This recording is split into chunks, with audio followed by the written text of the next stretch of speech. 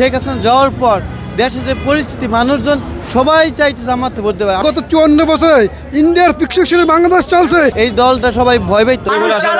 Vote দিবে না ইনশাআল্লাহ। এখানে আমার নিরাপত্তা এবং সবকিছু আছে, তখন আমি ইনশাল্লাহ যোগ দিচ্ছি। ইন্ডিয়ার তাবেদারি চাই না। গত 54 বছরে ইন্ডিয়ার ফিক্সেশনে বাংলাদেশ চলছে, এখন আর চলবে না। এখন ইসলামের বাংলাদেশ, এখন দাঁড়ি বাংলার বাংলাদেশ। ভবিষ্যৎ বাংলাদেশ জামাত ইসলামের সম্ভাবনাময়। ইনশাআল্লাহ 200 আসন পাবে ইনশাআল্লাহ। ইনশাআল্লাহ এখানে 200 থাকবে। 200 থাকবে বলে আশা করি। চাঁদাবাজকে আর ভোট দিবে না ইনশাআল্লাহ।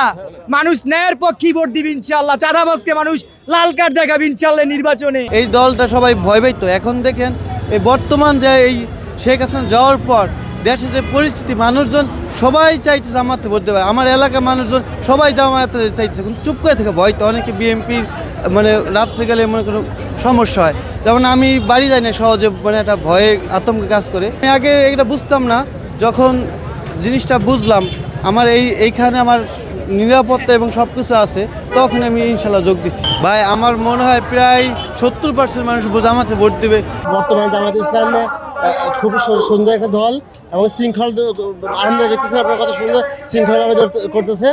আলহামদুলিল্লাহ ইনশাল্লাহ আমরা 100% আশাবাদী যে আমরা 300 আসনে আমরা ইনশাল্লাহ বিজয় হবো ইনশাল্লাহ। আমরা দুর্নীতিমুক্ত একটা বাংলাদেশ চাই, তরুণদের বাংলাদেশ হবে।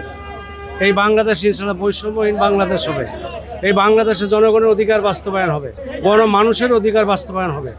আমরা এমন একটি সুন্দর বাংলাদেশ চাই, সৎ নেতৃত্ব চাই, চাঁদাবাজ দুর্নীতিবাজকে পরিহার করে নতুন বাংলাদেশ চাই আমরা একটি ইনশাআল্লাহ। 24 কোনো গণ অভ্যুত্থানের পরে যে নির্বাচন হতে যাচ্ছে, আমরা এই নির্বাচনে চাই যাতে দলীয় ঐক্যজোট বিপুল ভোটের ব্যবধানে জয়ী হইতে পারে। আমরা সেই তৌফিক কামনা করছি দেশবাসীর কাছে।